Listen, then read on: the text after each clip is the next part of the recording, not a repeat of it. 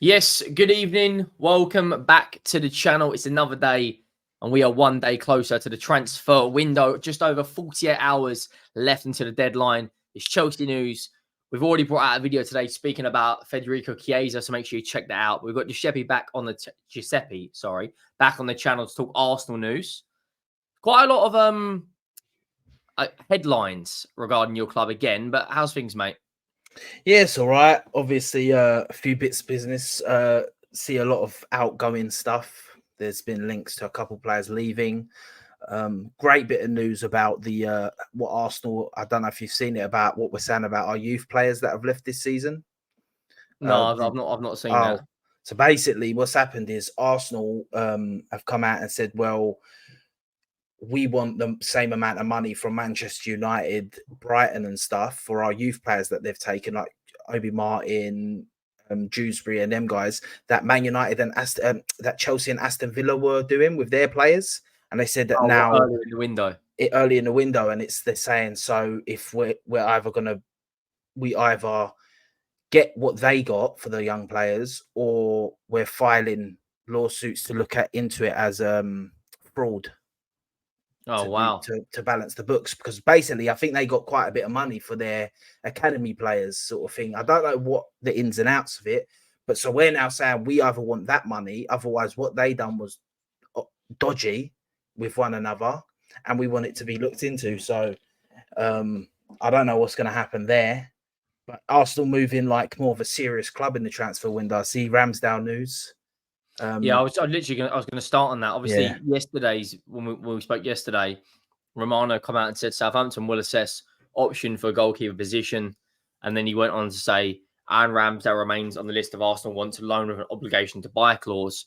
And then earlier today, Romano put a red and white emoji with hashtag Saints FC and then a little arrow.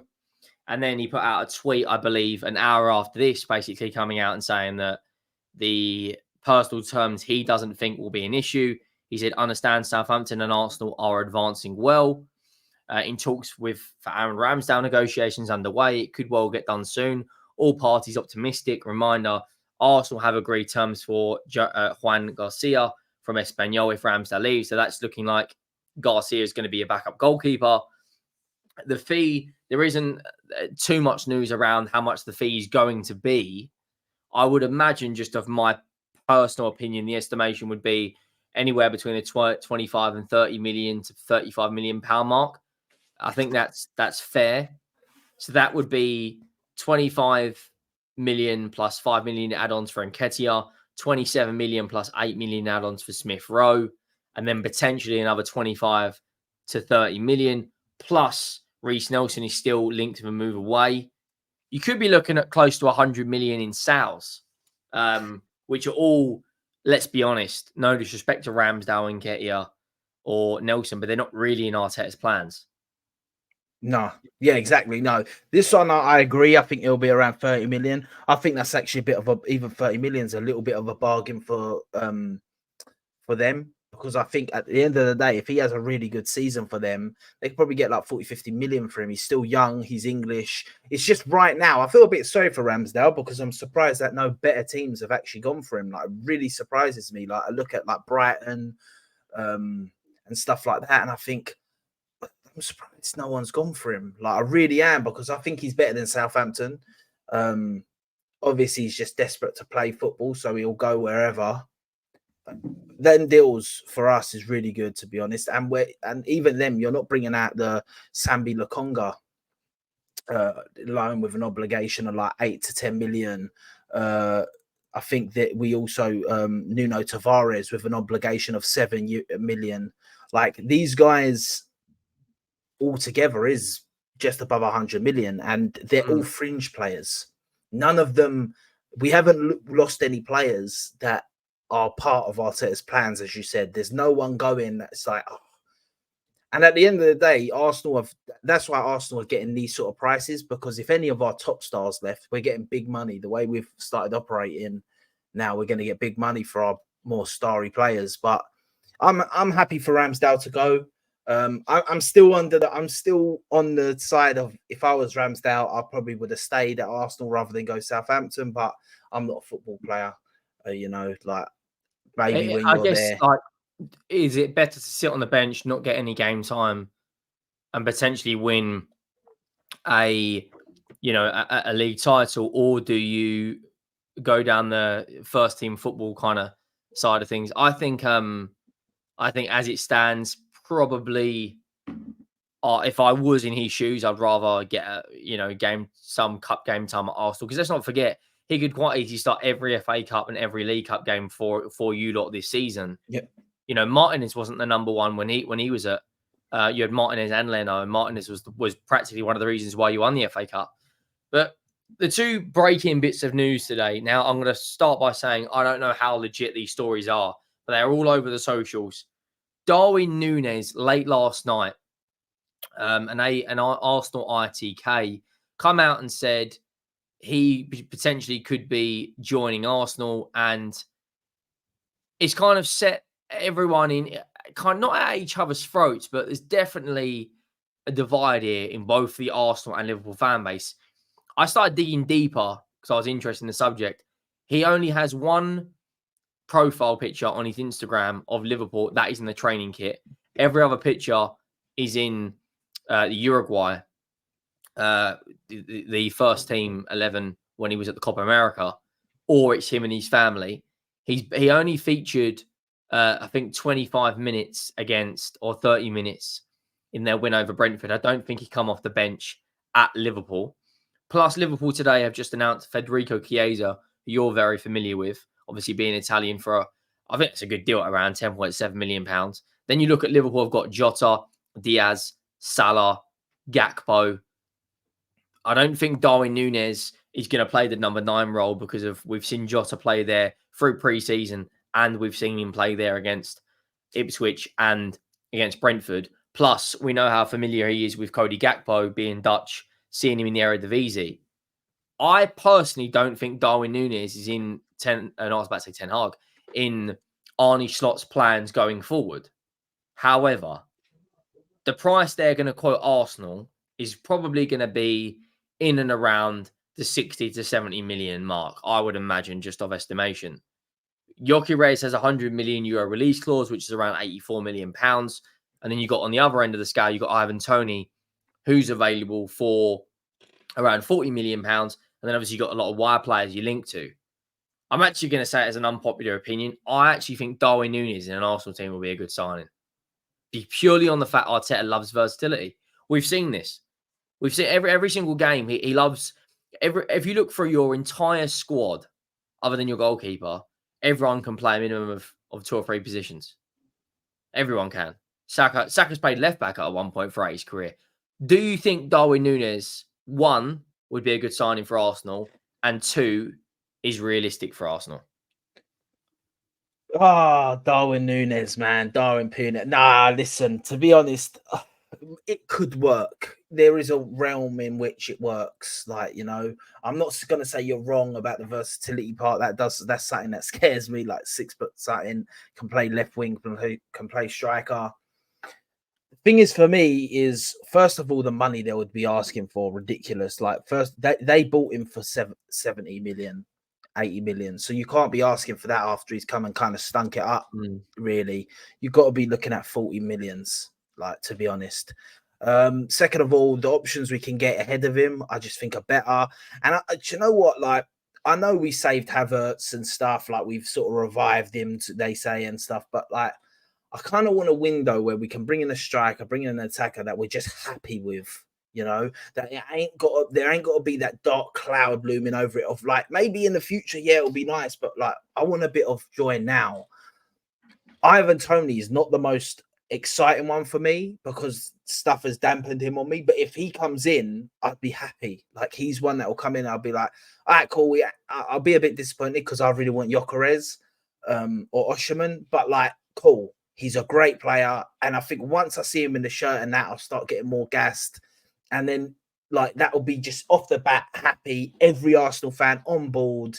No negativity around the club. Whereas with Nunez coming in, there'll just be so much negativity around the club, man. There'll be so much like, why are we bringing in this guy? Can't hit a barn door. It's like a taller Jesus, which I do agree with. Jesus's one issue is hitting the back of the net, and this guy has the same issue. Everything else Darwin Nunez does, I've got to be real, is really good.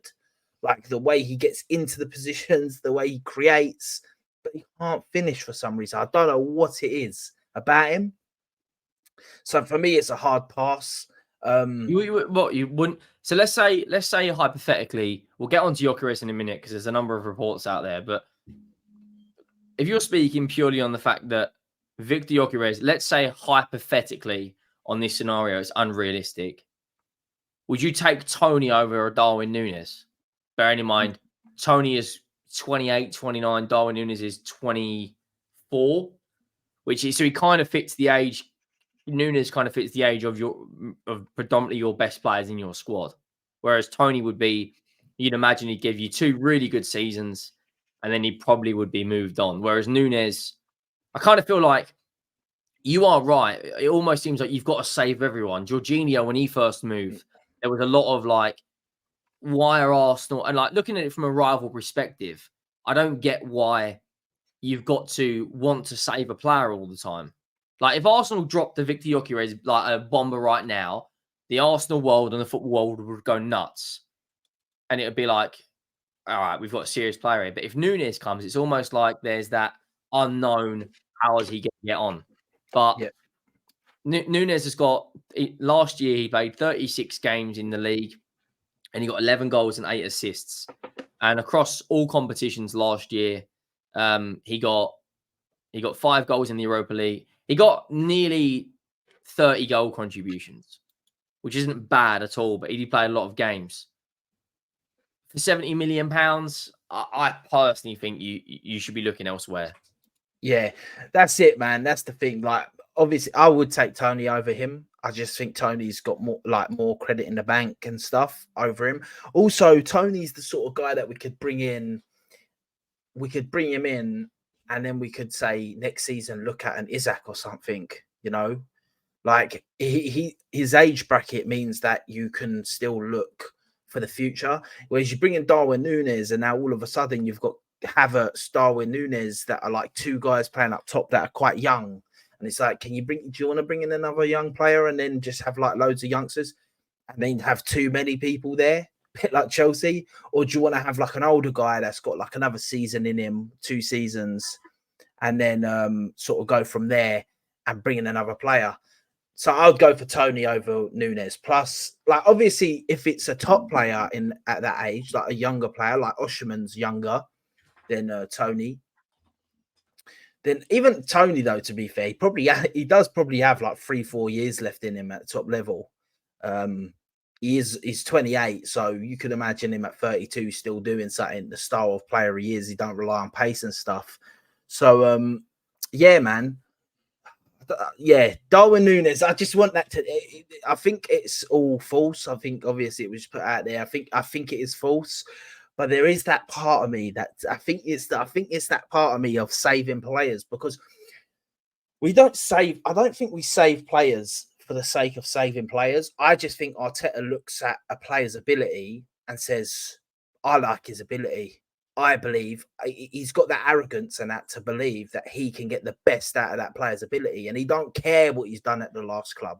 He don't care. He knows that you've got that ability, and he's like, I can get it out of him." And that's what he's done with Havertz. That's what he done with Jorginho. He see him and he goes, "I know that what they can do. I've seen Havertz," and because the thing that people don't realize about Arteta, because I've read a lot on Arteta and I've watched a lot on Arteta, like he's a football, he's like a football obsessed. He's obsessed with football. He's a fanatic. He sits, he'll watch, he studies. He's a study of the game. That's why when everyone talks to me about Arteta, I said, listen, I'll put money, big money on it now that this guy will be one of the best managers in world football.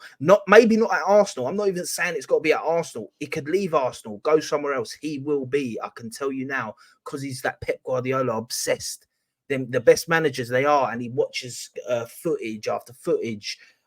He stays late watching players, like, so he knows, he watches the players and he can see glimpses and he goes, that player has that, I can get that out of him. And that's what he's done with Kai Havertz and that. And that's why you've seen Kai Havertz develop so well in the Arsenal team. Like, it is insane how people have turned on Havertz. Any proper Arsenal fan, I don't care. Like, there's people that still hate on him. I don't get it. How can a guy come in and prove you completely wrong? Yeah, because if you brought in a player like Havertz and you said he's going to get you last season, in his first season, he's going to generate you about 17 GA, yeah, in the league, yeah, 17, 18 GA in the league alone, you're thinking that's a good signing. So now he's done that. People still want to be like, but Havertz ain't that good. I get it from rival fans, but Arsenal fans should just lay off. He's done well. He's been a successful signing.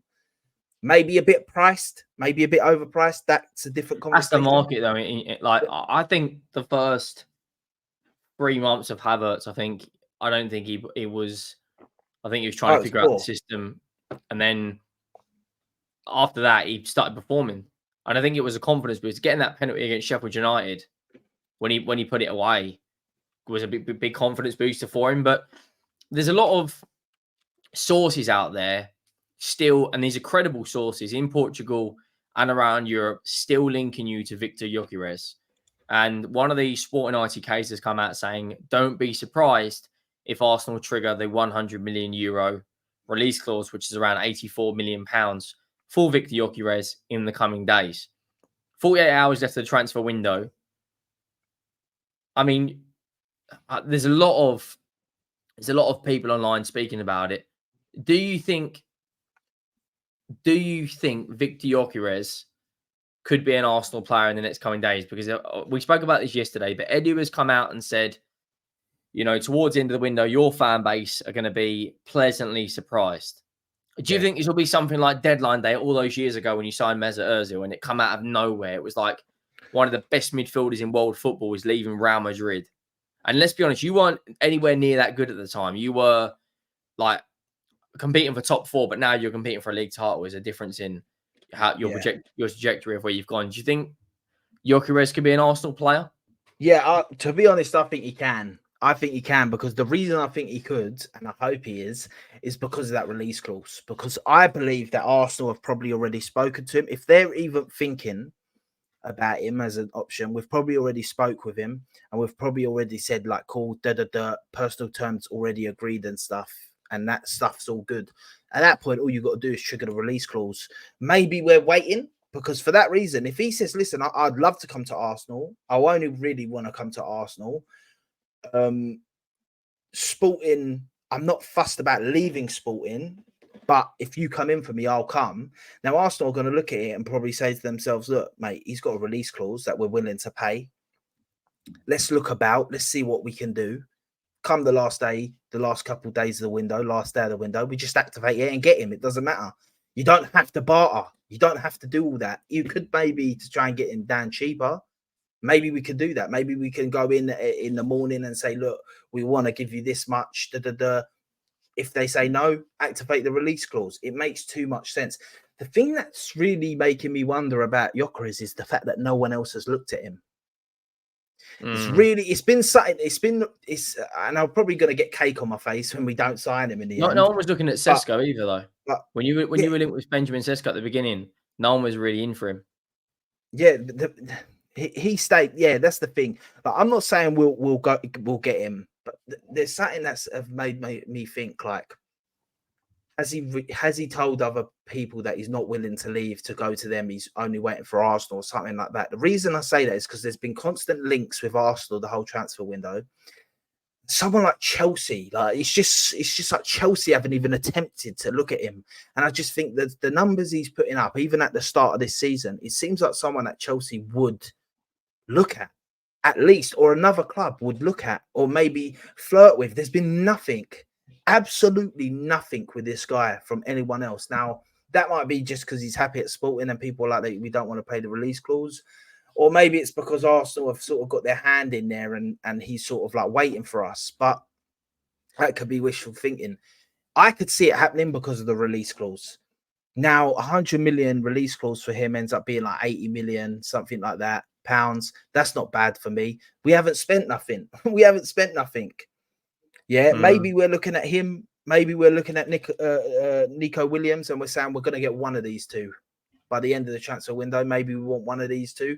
We'll see. Maybe Williams is the first choice, and if he declines, we get him, Gyökeres. But we'll have to wait and see with that one. I really do. I think that the Arsenal fan base needs something like that, man. I think that something like that breeds this level of confidence going into this season, because I think sometimes when you're up against someone like City, confidence from your fans can actually have an impact on the players and the team.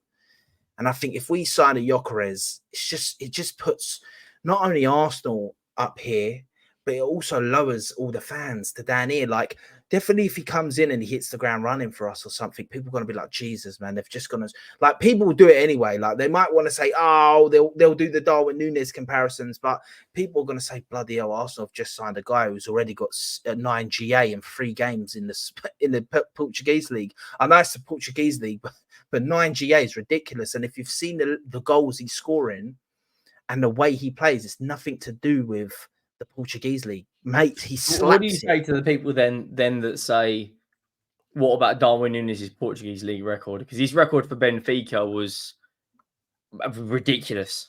Like, absolutely. I don't know the exact number comparison. I know Gyökeres has got better numbers, but I think personally Gyökeres would come over to the Premier League and do very well in terms of his performances in England. But Darwin Nunez in a Benfica shirt had 28 games, 26 goals, 4 assists. And in that same season, got 6 goals in 10 games in the Champions League. Yeah. So the thing I'll say to that is one season. The season before that, he got decent. He got 15 GA, 6 goals, 9 assists. The season before that, he went there one season. That's the difference for me. You didn't let him have another season to see if it was a one season sort of thing where he was just on fire and the confidence was there. And yes, the Portuguese league is a little better. If you look at Gyökeres' stats, he started this, I know it was 1 year in Sporting, I hear that, but he started this year the exact same way, firing. Even people don't, if you want to mention only this, pre-season, he was scoring hat-tricks in the pre-season matches. Yeah. Last season, ridiculous GA. The season before that, in Coventry, in the Championship, very good GA. The season before that, in the Championship, very good GA. Once again, that also is a factor for me, the fact he's done it in the Championship. The fact he's done it in the Championship makes me think he knows the physicality of English football, because Championship's more physical than the Premier League. So if he could do it in the Championship, and then he's gone to Sporting and he started hitting goals like crazy there, I think he'll fit in. I'm not saying he'll come here and recreate the GA that he's getting in the Portuguese league. No. But I think he could be touching the mid-20 goals in the league. I generally do think that. And I think he's worth the risk, personally, because I think there's just as much risk with Viktor Osimhen. I think there's just who as in much your forward risk. line, though? Sorry to cut you off. Who in your forward line do you think you'd settle? Because someone has to go. And that's after Reece Nelson goes. Someone else surely would have to. I don't think Jesus would be happy being third choice. Well, to Havertz and to Gyökeres. Like, if Gyökeres is coming in, he's coming in to start. You're not spending 100 million euros on a guy that's not starting. Now, I think him and Havertz could rotate. You know, Gyökeres is not going to play 50, 60 games every season. So then, do you think Jesus or Martinelli would move on? I think maybe Jesus could go. Not this season, though. It'd be a next season thing. This season, because at the end of the day, once again, the thing that we have is versatility in the front line.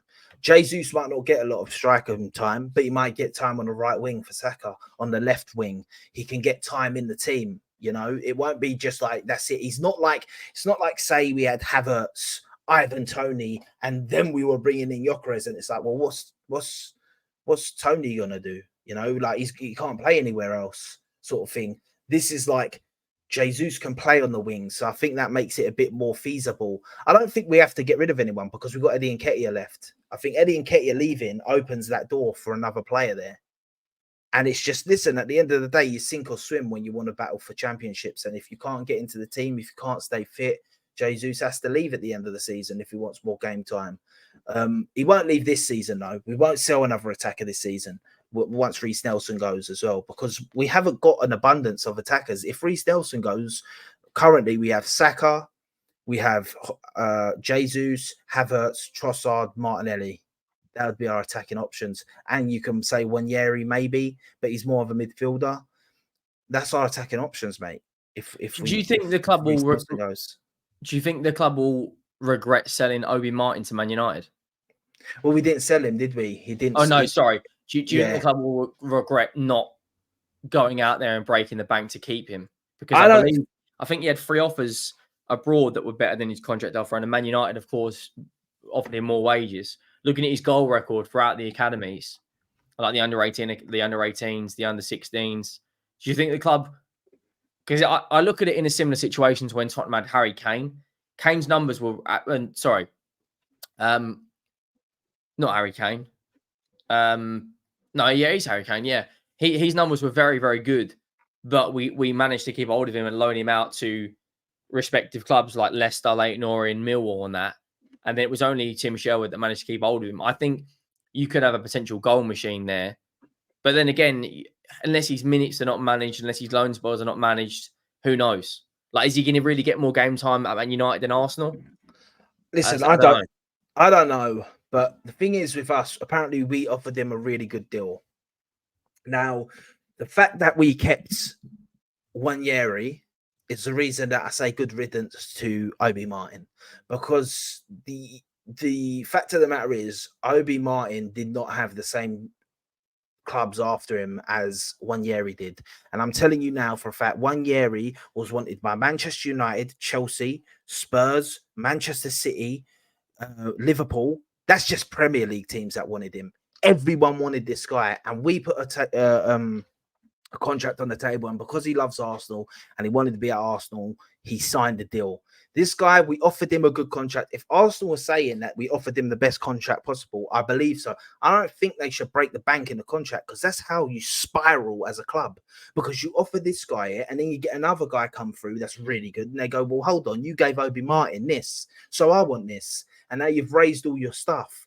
The thing is with Manchester United, we know they can offer more wages than that. They just do that. And not only that, apparently they said to him that they'll give him third choice. That he's their third choice. Yeah. Like striker. They've got Xerxes, yeah. And of course they've got But I'm gonna be real. I'm gonna be real. We can't offer him that right now. But we're beyond Man United right now. I don't care what anyone says. Man United ain't competing for league titles right now. We are. We can't guarantee you third place striker, because if we sign Gyökeres, then you've got Havertz, Gyökeres, Jesus. There's 3 right there. It's not it's not like crazy to it's crazy for us to say third choice, but for Man United, it's easy for them to say that because they haven't really got the options. At the end of the day, he done really well, and I was gutted he left. He wasn't an Arsenal. People go, one of your own, one of your own, one of your own. He wasn't one of our own. We signed him 2 years ago from another league. So we had him, but he wasn't one of our own. He wasn't there from like 8, 7 years old. That's why he probably left as well, because he probably didn't have that love for Arsenal the way. And I can understand that. If you've only been there 2 years, you ain't going to have that loyalty that someone that's been there from the age of like 6 is going to have. So I understand it. But I do say he's a massive unit of a guy. And if he carries on the trajectory, he's going to be insane. But at the same time, there's also the risk. That because he got so big so young, the reason he's got that goal record is because he's developed well quicker than all the kids he's playing with. So he's just battering them. I'm not going to lie, the stats of under 21s and stuff and under 18s and stuff, I do look at. But at the same time, I take with a pinch of salt. You know why? Because the guy we've just sold, Eddie Nketiah, he smashed. He's got the best England under 21s record. Striker. Eddie Nketiah, the guy that we want out of the club. So sometimes these records, they don't translate well sometimes, you know. So I'm not too. I'm gutted. I'm not going to sit here and go, I'm happy he left. But at the same time, it is what it is. If he didn't want to sign a contract, he wanted to go Man United. It happens, innit? Like, what can we do? With regards to this is what I think. I've left out the DM position for Brighton, but this is what I think your team will be going into the Brighton game with Raya, Saliba, Ben White, Gabriel. I think Timber will remain in there. I think the front three will be Saka, Havertz, Trossard, Odegaard in the 10. Now, do you think Marino will come in straight away, or do you think Partey will be back in that 6 role? Or do you think Rice goes in the 6 and Marino goes in the 8? Or does Jorginho come in? This is another headache I think Arteta's got on his hands. I think his most settled part of your team is your attack. I think because the defensive options, left back, I mean, that will be rotated heavily. Yeah, I think it's just the left back position at the back line. I think no one's sort of like claimed it yet because it's a bit early, like for someone like Calafiori to claim it or whatever. I also think that obviously Zinchenko, he's going to lose a lot of time this season. I think he's going to be more of like when we're against he's going to be more like off the bench when we need a goal or something. Timber's going to be more of the attacking guy, and I think more of the defensive guy is going to end up being Calafiori when we want to play teams like Manchester City and stuff. I feel like Calafiori is the right choice and stuff. But Timber looked good. The midfield, I think, personally, this game, he goes for Partey again.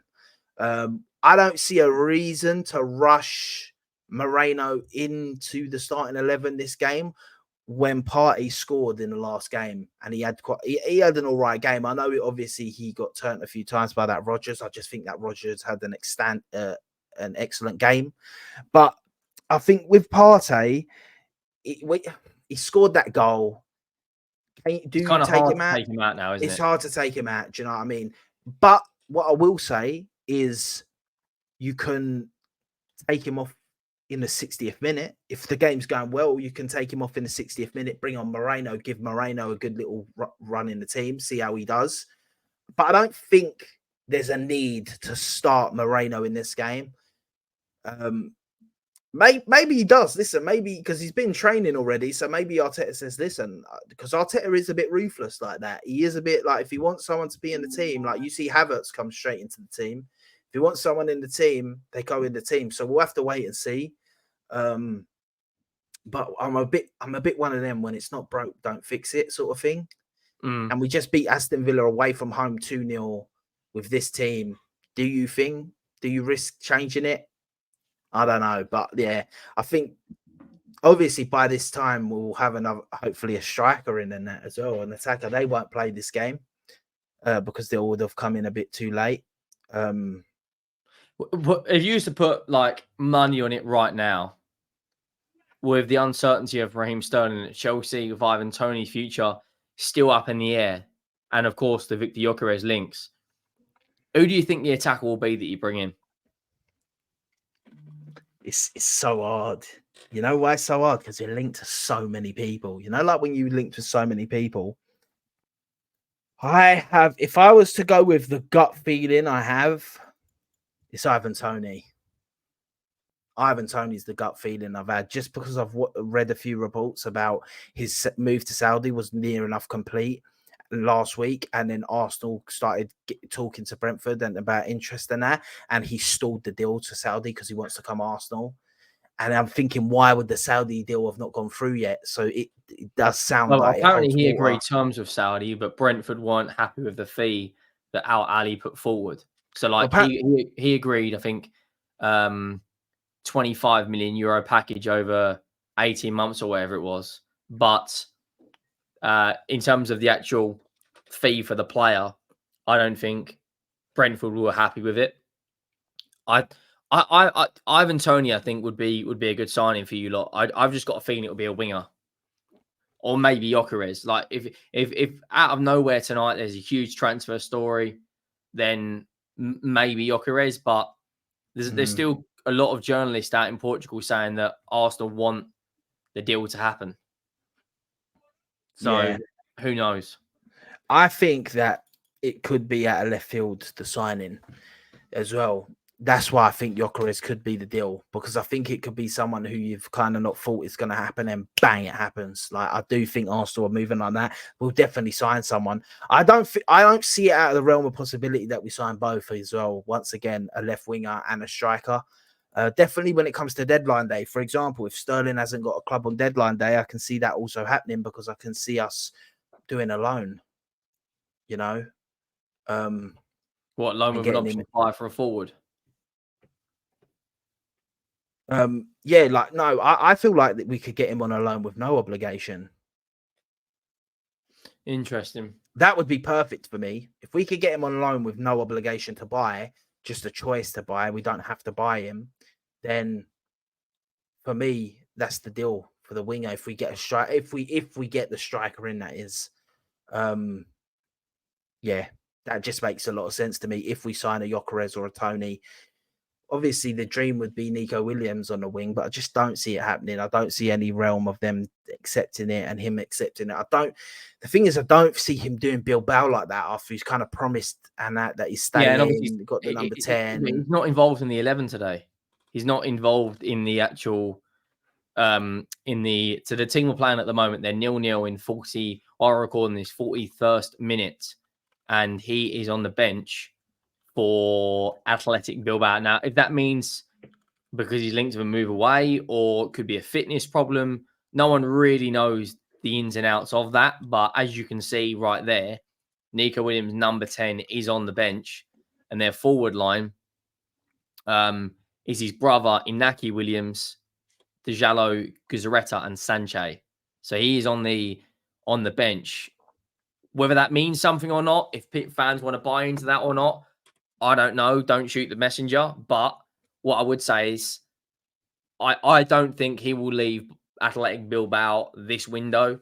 I think if he's going to go, he'll do one last season with Bilbao, and then it's up for that. But, of course, Barcelona finally registered Dani Olmo, and last night he got the winner against, was it Mallorca? I think they played. They were 1-0 down. He come off the bench. I can't see him joining Barcelona, I'll be honest. I think he'll get a Premier League move. There's a lot of, I mean, you've got the choice of City, Liverpool, Arsenal, Man United, Spurs. I mean, I can't see him joining Man United or Spurs, but who knows? What was your, I know you did a score prediction yesterday. What was your score prediction for the Brighton game? 3-0. And what do you think the score prediction will be? West Ham City. West Ham City. Oh, where is it? At West Ham. Bearing in mind, Haaland has just banged a hat-trick, so they're going to be right up for it. But West Ham, tough place to go. They put a good performance in against Palace. The thing that gives me an advantage, which I think Arsenal and City will both win, is West Ham play tonight against Bournemouth, and Brighton played yesterday against Crawley. Now, of course, you'd imagine that Brighton would rotate a lot more against Crawley, but I think West Ham have got to kind of, I mean, the lineups will be out in 2 minutes. They've kind of got to go a stronger lineup. Meaning obviously Man City have got an extra few days rest. Yeah, I think Man City will do them 3-1. It's something in my head telling me 2-2 draw. 2-2 draw. There's something in my head saying 2-2 draw, but I'm gonna say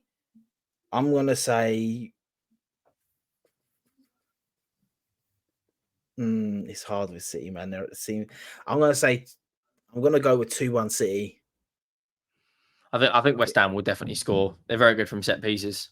Yeah, 2-1 City, but there is something in me that's feeling like this could be a 2-2 draw, but maybe that's a bit hope. But I just feel like West Ham at home with the team they've got right now and stuff, I feel like they could really get up for the game. But right now, City, once again, they're just well up for it. I know he's got a hat-trick and that is Ipswich. Like, I'll be honest. I think still though, you still got to put the ball away, ain't you? Yeah, of course. But I still think Ipswich are going straight back down. Haaland, yeah, he normally gets that confidence and he just keeps going with it. But then he could score 2 goals and it'd be 2-2. So, yeah, I'll say 2-1 City because I don't really want to jinx nothing. To be honest, I want them to lose or draw, but I'll say 2-1 City. I'm going to go 3-1 City and 2-0 Arsenal. But look, we are going to wrap up. Make sure you drop a like. Make sure you get over to Giuseppe's channel. It will be pinned in the description again. Thank you all for watching. We are out.